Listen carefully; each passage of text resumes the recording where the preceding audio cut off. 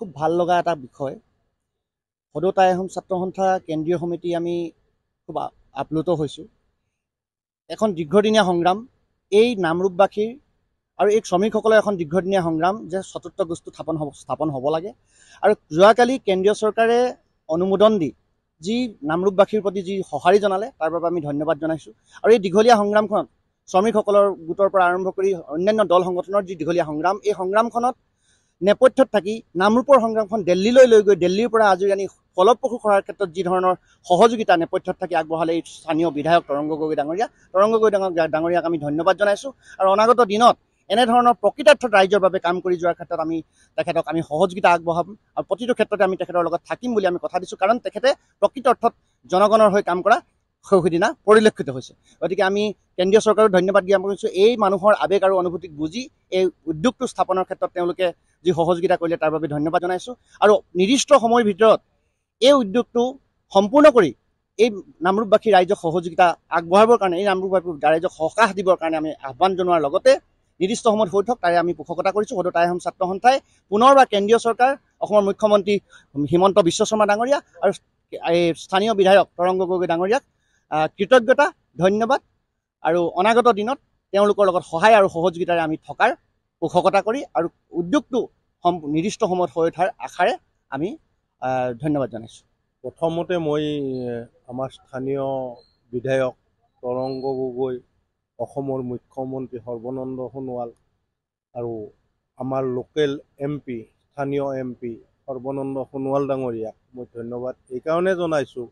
2006 চনত যেতিয়া ৰামবিলাস পাছোৱানক অনা মানুহজনে সৰ্বানন্দ সোণোৱাল আছিলে আৰু তেওঁৱে তাৰমানে ইয়াতে উৎপত্তি কৰিছিলে নামৰূপত লাগিব।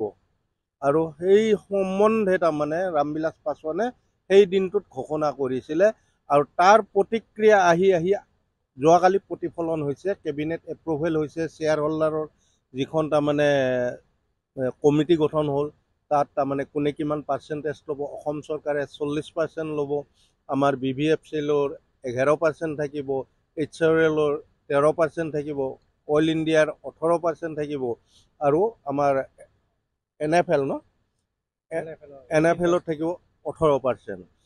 এই যিটো তাৰমানে প্ৰক্ৰিয়া, প্ৰথম প্ৰক্ৰিয়াটো সম্পূৰ্ণ হৈছে। এতিয়া তাৰমানে টেণ্ডাৰ হ'ব। ইয়াতে তাৰমানে নাই বুলিও তাৰমানে 6-7 বছৰ যাব। ফেক্টৰীটো কমাৰ্চিয়েল প্ৰডাকশ্যন আহিবলৈ মিনিমাম 6-7 বছৰ যাব। আমি ধন্যবাদ জনাইছোঁ কেন্দ্ৰীয় চৰকাৰক যে এনেকুৱা পদক্ষেপ এটা লৈ পিনে আমাক যিখিনি নামৰূপবাসী ৰাইজক বা অসমক তাৰমানে উপহাৰ হিচাপে দিলে, নামৰূপ চতুৰ্থ গোটটো প্ৰধানমন্ত্ৰীয়ে যিটো ঘোষণা কৰি গ'ল সেইদিনাখন আছাম এডভান্সত তেওঁ ঘোষণা কৰি গ'ল নামৰূপ চতুৰ্থ গোট বুলি। আমি তেখেতক আকৌ এবাৰ ধন্যবাদ জনাইছোঁ।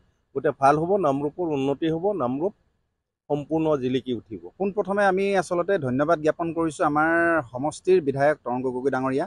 তেখেতে এটা দীৰ্ঘদিনীয়া আমাৰ যিটো দাবী আছিলে, আজি গোটেই নামৰূপৰ সাৰ কাৰখানাৰ, নামৰূপৰ শ্ৰমিকসকলৰ, নামৰূপৰ দল সংগঠনৰ, নামৰূপৰ বিভিন্ন জনগোষ্ঠীয় সংগঠন, জাতীয় সংগঠন চবৰে এটা দীৰ্ঘদিনীয়া দাবী আছিলে যে নামৰূপৰ আয়ুস ৰেখা, নামৰূপ সাৰ কাৰখানাৰ তৃতীয় গোটটো সময় উকলি গ'ল যিহেতু, সেইকাৰণে চতুৰ্থ গোটটো আমাক লাগে বুলি এটা দীঘলীয়া দাবী আমাৰ আজি বহুদিন ধৰি চলি আছিলে, যাক লৈ বহুতো ৰাজনীতি হ'ল, বহু মানে নেতাই আহি ইয়াত আধাৰশিলা স্থাপন কৰি থৈ গ'ল। কিন্তু এই সময়ত আমি এটা আশা এৰি দিছিলোঁ। কিন্তু বৰ্তমানৰ সময়ত আমি দেখিবলৈ পালোঁ বিধায়ক তৰংগ গগৈ ডাঙৰীয়াৰ নেতৃত্বত যেতিয়া আমাৰ হিমন্ত বিশ্ব শৰ্মা আমাৰ বিত্তমন্ত্ৰী আছিলে, আমাৰ সৰ্বানন্দ সোণোৱাল আমাৰ মুখ্যমন্ত্ৰী আছিলে, সেই সময়ৰ পৰা আমাৰ বিত্তমন্ত্ৰী থকাৰ অৱস্থাৰ পৰা তৰংগ গগৈ বিজেপিৰ সদস্য হিচাপে তেখেতে যি সক্ৰিয় ভূমিকা পালন কৰিলে নামৰূপ সাৰ কাৰখানাৰ কাৰণে, আজি এই 5-6 বছৰৰ এই পৰিক্ৰমাৰ ভিতৰত আজি এই যিটো আমি আশাৰ বতৰ আমি পালোঁ, যিটো কেন্দ্ৰীয় মন্ত্ৰী আজি আমাৰ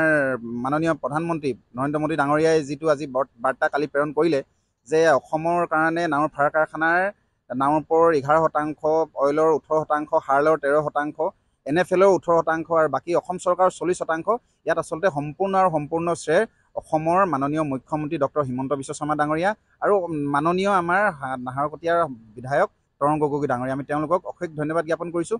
কিন্তু আৰু এই 48 মাহৰ যিটো তেওঁলোকে কৈছে, আচলতে 48 মাহৰ কথাটো আমিও ধৰিব পৰা নাই। আমি শ্ৰমিকৰ সাধাৰণ সম্পাদক হিচাপে আৰু আমাৰ শ্ৰমিকৰ যিসকল ইউনিয়ন আছে আমিও ধৰিব পৰা নাই 48 মাহত মানে আপোনাৰ 10,601 কোটি টকাৰ কামটো সম্পূৰ্ণ হৈ উঠক, ভগৱানে কৰক সম্পূৰ্ণ উঠক, কিন্তু সম্পূৰ্ণ হোৱাটোহে আমি বিচাৰিছোঁ। নোহোৱাৰ পাছফালে যদি কিবা আছে সেইবোৰ নেওচি পিনে যাতে আমাৰ প্ৰতিকূল বতৰকো নেওচি বা আমাৰ যিবিলাক নহ'বলগীয়া কাৰণ থাকিব পাৰে সেইবিলাককো নেওচিবলৈ আমি সদায় আছোৱেই, লগতে বিধায়ক মহোদয়ে সহযোগ আগবঢ়াব বুলি আমি আশা ৰাখিলোঁ। হয়, আমি যোৱাকালি ইতিমধ্যে গম পাইছোঁ যে কেন্দ্ৰীয় চৰকাৰৰ কেবিনেট অনুমোদন প্ৰদান কৰিছে নামৰূপ সাৰ কাৰখানা চতুৰ্থ গোটৰ কাৰণে। BVFCLৰ 11%, অসম চৰকাৰৰ 40%, অইলৰ 18%, HORLৰ 13% আৰু NFLৰ 18% গতিকে প্ৰথম কথা হ'ল যে 2015 চনৰ কথা ইয়াত ক'ব লাগিব আমি, যিহেতু 2015 চনৰ মে' মাহতো আচলতে নামৰূপ সাৰ কাৰখানা চতুৰ্থ গোটৰ কাৰণে কেবিনেট অনুমোদন প্ৰদান কৰা হৈছিল, কিন্তু আজি পৰ্যন্ত আচলতে সেই কেবিনেট অনুমোদন হৈ ৰৈ গ'ল। 2006 চনতেই সেই সময়ত তদানীন্তন সাৰ মন্ত্ৰী ৰামবিলাস পাছোৱান ডাঙৰীয়া আহি ইয়াত আধাৰশিলা স্থাপন কৰাৰ পাছতো আচলতে 19টা বছৰে আচলতে নামৰূপবাসী তথা উত্তৰ পূৰ্বাঞ্চলে কোনো ধৰণৰ আচলতে নামৰূপ সাৰ কাৰখানা চতুৰ্থ গোট স্থাপন হোৱা দেখা নাপালে। গতিকে আমি ছাত্ৰ সন্থাৰো দুটা দশক ধৰি আচলতে নামৰূপ সাৰ কাৰখানা চতুৰ্থ গোটৰ কাৰণে আন্দোলন কৰি আহিছোঁ। বিভিন্ন সময়ত গুৱাহাটী, দিল্লী পৰ্যন্ত আমি কেন্দ্ৰীয় সাৰ মন্ত্ৰীসকলক সাক্ষাৎ কৰিছোঁ, স্মাৰকপত্ৰ প্ৰদান কৰিছোঁ। আমাৰ জিলা ছাত্ৰ সন্থাৰ নেতৃত্বত নামৰূপ আঞ্চলিক ছাত্ৰ সন্থা আৰু নামৰূপৰ ৰাইজেও বিভিন্ন সময়ত আমি নামৰূপত আন্দোলন কৰি আহিছোঁ, নামৰূপ সাৰ কাৰখানা চতুৰ্থ গোট স্থাপন হ'ব লাগে। কিন্তু কোনো আজিলৈকে আচলতে দুয়োখন চৰকাৰেই, কেন্দ্ৰীয় আৰু ৰাজ্য চৰকাৰে কোনো ধৰণৰ এই সাৰ কাৰখানাটো স্থাপন কৰাৰ ক্ষেত্ৰত কিন্তু সদিচ্ছা প্ৰকাশ নকৰিলে। কিন্তু যোৱাকালি যিহেতু কেবিনেটত অনুমোদন প্ৰদান কৰিছে 10,000 কোটি টকা ব্যয় সাপেক্ষে নামৰূপ সাৰ কাৰখানা চতুৰ্থ গোট স্থাপন হ'ব বুলি, ইয়াৰ লগে লগে আৰু এটা কথা ক'ব লাগিব যে মুখ্যমন্ত্ৰীগৰাকীয়ে তেওঁ কৈছিল যে নামৰূপ সাৰ কাৰখানা চতুৰ্থ গোট আচলতে গ্ৰীণফিল্ডত প্ৰতিষ্ঠা কৰা হ'ব। গ্ৰীণফিল্ডত প্ৰতিষ্ঠা কৰা হ'ব বুলি কোৱাৰ লগে লগে আচলতে নামৰূপত যিসকল কৰ্মচাৰী কৰ্মৰত অৱস্থাত আছিল তেওঁলোক আচলতে শংকিত হৈছিল, ৰাইজ শংকিত হৈছিল যে নামৰূপৰ কলনীৰ ৰাইজ শংকিত হৈছিল। কিন্তু যোৱাকালি প্ৰধানমন্ত্ৰী ডাঙৰীয়াই ঘোষণা কৰিছে যে ব্ৰাউনফিল্ডত এই নামৰূপ সাৰ কাৰখানা চতুৰ্থ গোট স্থাপন কৰা হ'ব। গতিকে আমি আশাবাদী যে নামৰূপ সাৰ কাৰখানা চতুৰ্থ গোট অতি শীঘ্ৰে স্থাপন হ'ব লাগে, আৰু ইয়াৰ যিসকল কৰ্মচাৰী কৰ্মৰত অৱস্থাত আছে তেওঁলোকো যিহেতু সংস্থাপন থাকিব, আৰু তাৰ উপৰিও এডিশ্যনেল যিসকল কৰ্মচাৰীৰ প্ৰয়োজন হ'ব তাৰো এটা আশাৰ ৰূপ আমি দেখিবলৈ পাইছোঁ। আমাৰ ছাত্ৰ সন্থাৰ স্পষ্ট কথা, যেতিয়ালৈকে নামৰূপ সাৰ কাৰখানা চতুৰ্থ গোট স্থাপন কৰি আচলতে উৎপাদনমুখী হৈ নুঠে তেতিয়ালৈকে আমাৰ ছাত্ৰ সন্থাৰ আন্দোলন অব্যাহত থাকিব। কাৰণ বিভিন্ন সময়ত ৰাজনৈতিক মেৰপাকত আবদ্ধ হৈ নামৰূপ সাৰ কাৰখানা চতুৰ্থ গোট মাত্ৰ এটা ৰাজনৈতিক ইলেকশ্যনী বৈতৰণি পাৰ কৰিবৰ কাৰণে এটা এজেণ্ডা হিচাপে ব্যৱহাৰ কৰাহে আমি দেখা পাই আহিছোঁ। গতিকে উৎপাদন সক্ষম যেতিয়া হৈ উঠিব তেতিয়াহে আমি নামৰূপ সাৰ কাৰখানা চতুৰ্থ গোট হ'ব বুলি আমি বিশ্বাস কৰিম। গতিকে কেন্দ্ৰীয় চৰকাৰৰ পদক্ষেপক আমি আদৰণীয় পদক্ষেপ হিচাপে গ্ৰহণ কৰিছোঁ, কিন্তু কথাটো হ'ল অতি শীঘ্ৰে নামৰূপ সাৰ কাৰখানা চতুৰ্থ গোট স্থাপন কৰি উত্তৰ পূৰ্বাঞ্চল আৰু নামৰূপবাসীক সদিচ্ছা দেখুৱাওক, ইয়াকে আমি আশা কৰিছোঁ। এই সম্পৰ্কে আমি যদিও এটা দীঘলীয়া সংগ্ৰাম আমি কৰি আছোঁ, বিভিন্ন ধৰণৰ কাৰ্যসূচী নামৰূপবাসী ৰাইজে সকলোৱে মিলি কৰিছোঁ আৰু সকলোৱে সহায় সহযোগ আগবঢ়াইছে বিষয়টোত। আজিৰ তাৰিখত এটা কথাই ভাল লাগিছে যে কেবিনেট সিদ্ধান্ত হৈছে, লগতে শ্বেয়াৰ কোনে কিমান ল'ব, অইল ইণ্ডিয়া কিমান ল'ব আৰু BVFCL কিমান ল'ব বা NFL কিমান ল'ব, এনেকুৱা কথাখিনি নিৰ্ণয় কৰি দিছে। সেইটো এটা অতি ডাঙৰ কথা। তাৰমানে প্ৰকৃততে সেই যিটো সমীকৰণ সেইটো মিলোৱাটোৱে অসুবিধা আজিৰ তাৰিখলৈকে হৈ আহিছিল। গতিকে চৰকাৰে নমিনেশ্যন ছিষ্টেম কৰি যে এইটো কৰি দিছে, এইদৰে কৰিছে, সেইকাৰণে আমি ভাল পাইছোঁ। কথাটো এতিয়া ৰাইজৰ মাজত যিখিনি আছে মানে ক্ষুধনি আছিলে সেইখিনি দূৰ হ'ল, আৰু প্ৰত্যেকৰে মনত এটা ভাৱ হৈছে যে ফেক্টৰীটো হ'বই। তাৰ লগতে আৰু এটা কথা আমি ভাবোঁ যে আজিৰ তাৰিখত এই নিশ্চয় এনেকুৱা এটা জটিল বিষয় আৰু সমাধান কৰিবলৈ নিশ্চয় যথেষ্টখিনি আমাৰ মাননীয় প্ৰধানমন্ত্ৰীয়ে সহায় কৰিছে, মুখ্যমন্ত্ৰীয়ে সহায় কৰিছে, স্থানীয় বিধায়ক MLA সঘনাই লাগি আছে, সৰ্বানন্দ সোণোৱালদেৱেতো বহুত দিনৰ পৰা লাগি আছিল। তেখেতসকলক বিশেষভাৱে ধন্যবাদ জনাইছোঁ। আৰু তেখেতসকলৰ প্ৰতি আৰু এটা আমাৰ ৰিকুৱেষ্ট থাকিব, কাৰণ এই ফেক্টৰীটো সম্পূৰ্ণ হওঁতে যথেষ্ট টাইম লাগিব, আৰু ব্ৰাউনফিল্ডত কৈছে যেতিয়া BVFCL মেনেজমেণ্ট হৈ থাকিব, গতিকে সেইটো ভাল কথা। কিন্তু তেতিয়ালৈকে আমি চলি থকা এই তৃতীয় যিটো গোট বৰ্তমান চলি আছে, এই গোটটোৰ অৱস্থাও সিমান এটা ভাল নহয়, পুৰণা ফেক্টৰী।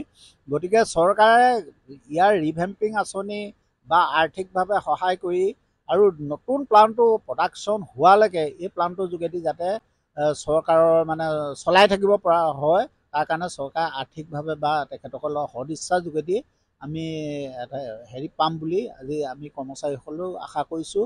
আৰু হাড় কাৰখানাটোৰ স্বাৰ্থত নিশ্চয় আমাৰ নেতাসকলেও এই দিশত সমানেই এটা যুঁজিব বুলি আমি আশা ৰাখি পেলাই আমি পুনৰবাৰ প্ৰত্যেককে আমি ধন্যবাদ জনাইছোঁ।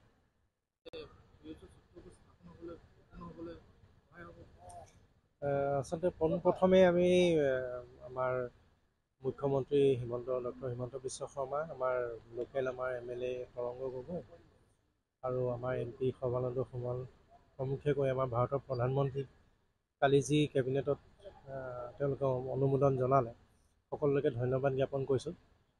এটা 19 বছৰ 2006 চনৰ পৰা সেই 19 বছৰৰ মূৰত আমি এটা মানে সপোন বাস্তৱায়িত হোৱাৰ এটা আমি আশা দেখিছোঁ।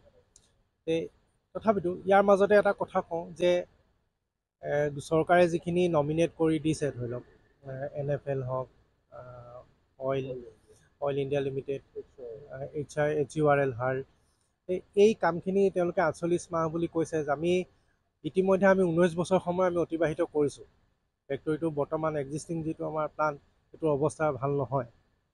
এই 48 মাহত কিন্তু যিটো সময় তেওঁলোকে ধাৰ্য কৰি দিছে, সেই সময়ৰ ভিতৰত যদি বস্তুটো কমপ্লিট নহয়, কমপ্লিট কৰিবই লাগিব। যদি নহয় তেতিয়াহ'লে বাজেট আকৌ বাঢ়িব, এস্কেলেট হ'ব। গতিকে আৰু সেইটো হোৱালৈকে বৰ্তমান আমাৰ যিটো এক্সিষ্টিং যিটো প্লাণ্ট, সেইটো চলাই থকাৰ এটা প্ৰশ্ন আছে।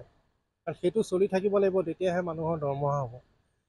আৰু ইয়াৰ লগে লগে আৰু এটা কথা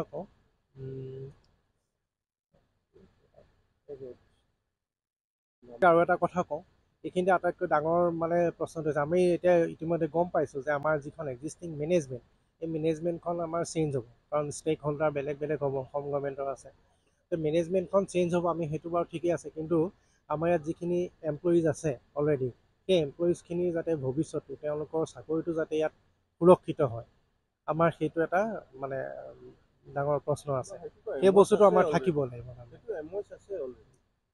মানে